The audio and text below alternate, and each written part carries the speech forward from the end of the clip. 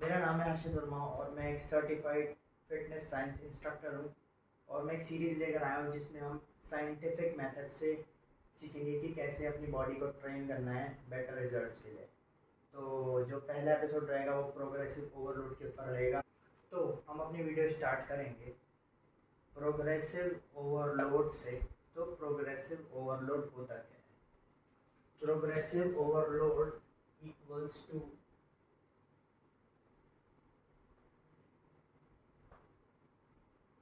Mother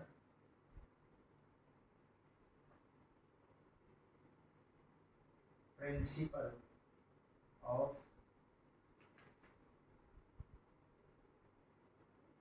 weight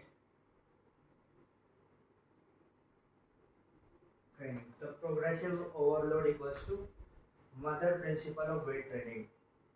मतलब कि बिना प्रोग्रेसिव ओवरलोड किए चाहे आप कितने भी टाइम ट्रेन कर लो, आपको गेन्स नहीं मिलेंगे। प्रोग्रेसिव ओवरलोड में होता क्या है? प्रोग्रेसिव ओवरलोड में हम अपनी मसल्स को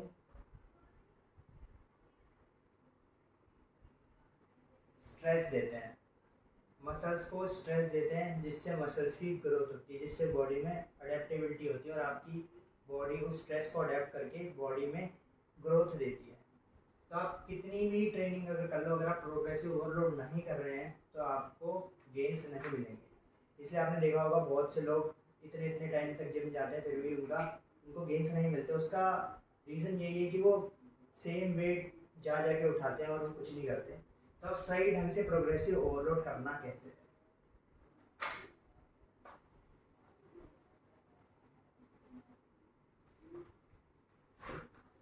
करते हैं? प्रोग्रेसिव ओवरलोड करने के 3 तरीके होते हैं। तो सबसे पहले बात करते हैं जो बेसिक तरीका जो सब इस्तेमाल करते हैं। सबसे पहला तरीका होता है वो होता है पाउंडेज। पाउंडेज बढ़ा के मतलब कि एक्चुअली में आप जितना वेट उठा रहे हो उससे ज़्यादा वेट उठा के हर बार हर हफ्ते। तो उसका क्या रूल है? उसका रूल ये है कि एट लीस्ट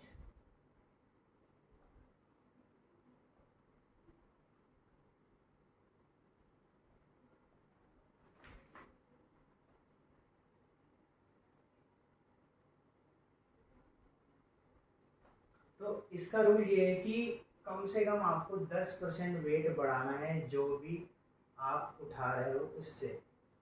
आप हफ्ते के हिसाब से बढ़ा सकते हो, आप 15 दिन के हिसाब से बढ़ा सकते हो, पर एटलीस्ट 10%, एटलीस्ट 10% तो होना चाहिए।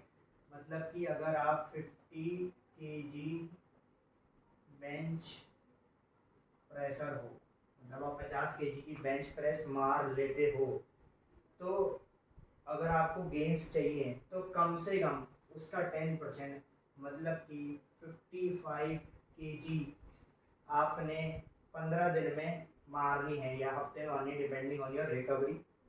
और ऐसे ही आपको फिर और 55, 57.5, 60 ऐसे ऐसे करके आपको बढ़ाना है वेट। हो सके तो हर हफ्ते, हो सके तो 15 दिन में, पर वेट बढ़ाना नेसेसरी है। तो ये सबसे पहला तरीका था जो सभी जानते हैं कि बॉन्डेज से। अब जानते हैं कि बाकी के 2 तरीके क्या है प्रोग्रेसिव ओवरलोड। तो पहला तरीका हमने देख लिया था प्रोग्रेसिव ओवरलोड का। और दूसरा तरीका जो है वो है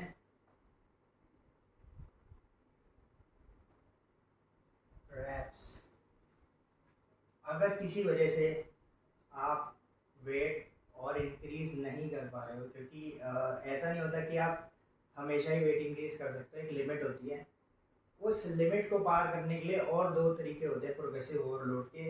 या फिर आप इन तरीकों का भी इस्तेमाल करके बॉडी बना सकते हो। अगर आप घर पे बॉडी बिल्डिंग कर रहे हो या फिटनेस कर रहे हो और आप पे ज़्यादा वेट्स नहीं है, तो पहला तरीका जो है वो है raps.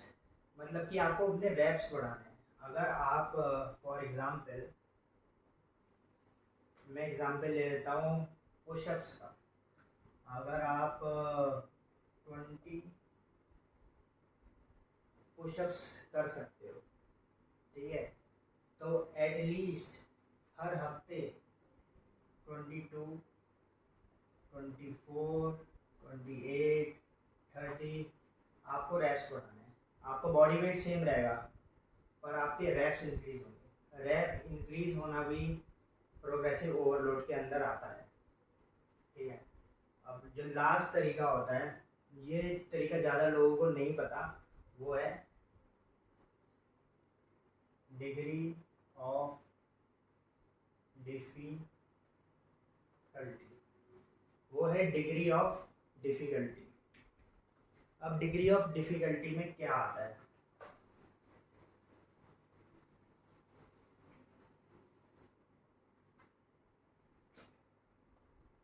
Degree of difficulty, DOD।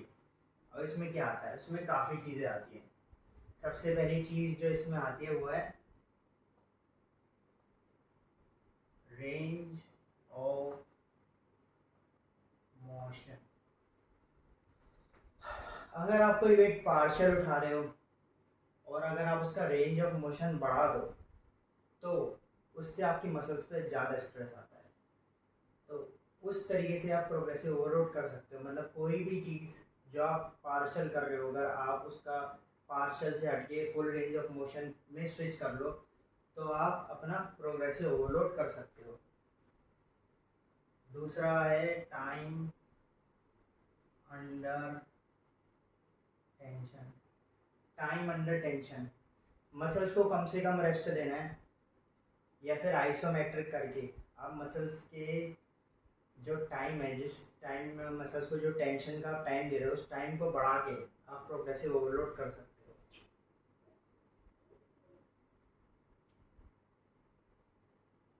Change in posture,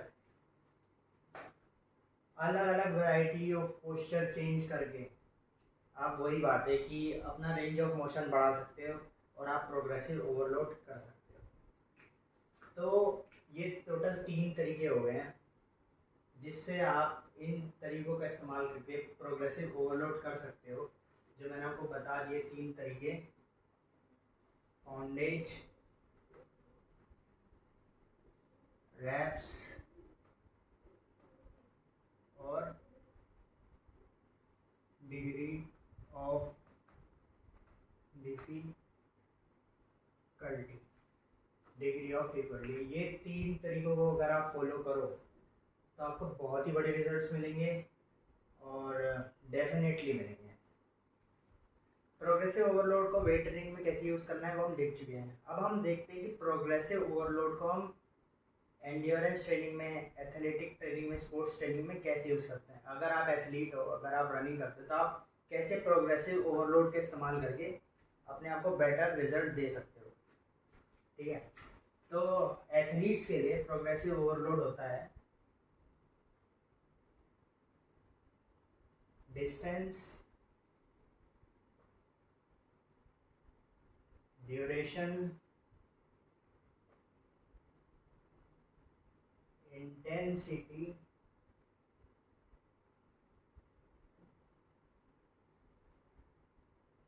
frequency. अब डिस्टेंस क्या है? डिस्टेंस मतलब कि कितना आप डिस्टेंस कवर कर रहे हो। अगर आप 2 किलोमीटर रोज रनिंग करते हो तो उसको आपको इंक्रीज करना है। 2 किलोमीटर से 2.2, 2.5, 2.8, 3, इस तरीके से आप प्रोग्रेसिव ओवरलोड कर सकते हो डिस्टेंस बढ़ा के। दूसरा तरीका है ड्यूरेशन बढ़ा के। अगर आप डिस्टेंस के हिसाब से नहीं भागते, आप ड्यूरेशन के हिसाब से भागते हो। मान लो आप 20 मिनट रनिंग करते हो, 20 मिनट को आपको बढ़ाना है 25 मिनट, 30 मिनट। फिर आते हैं इंटेंसिटी पे। अगर मान लो आप 2 किलोमीटर 7 मिनट में, 2 किलोमीटर डिस्टेंस आप 7 मिनट में कवर करते हो, 2 किलोमीटर डिस्टेंस आप 7 मिनट में कवर करते हो, तो आपको अपनी पेस बढ़ानी है। कोशिश करो आप 7 मिनट की जगह 6.5 मिनट, 6 मिनट 25 सेकंड में इस तरीके से पेस बढ़ा के आप प्रोग्रेसिव ओवरलोड कर सकते हो। लास्ट है फ्रीक्वेंसी। अगर आप हफ्ते में 2 दिन ट्रेन करते हो तो उसे हम बढ़ा के 3 दिन और 4 दिन कर सकते हैं। तो इस तरीके से अगर आप इस पैटर्न को फॉलो करोगे, डिस्टेंस, ड्यूरेशन, इंटेंसिटी और फ्रीक्वेंसी, तो आप as a athlete progressive overload के प्रिंसिपल का यूज़ करके अपने गेम में फ़ायदा ले सकते हैं।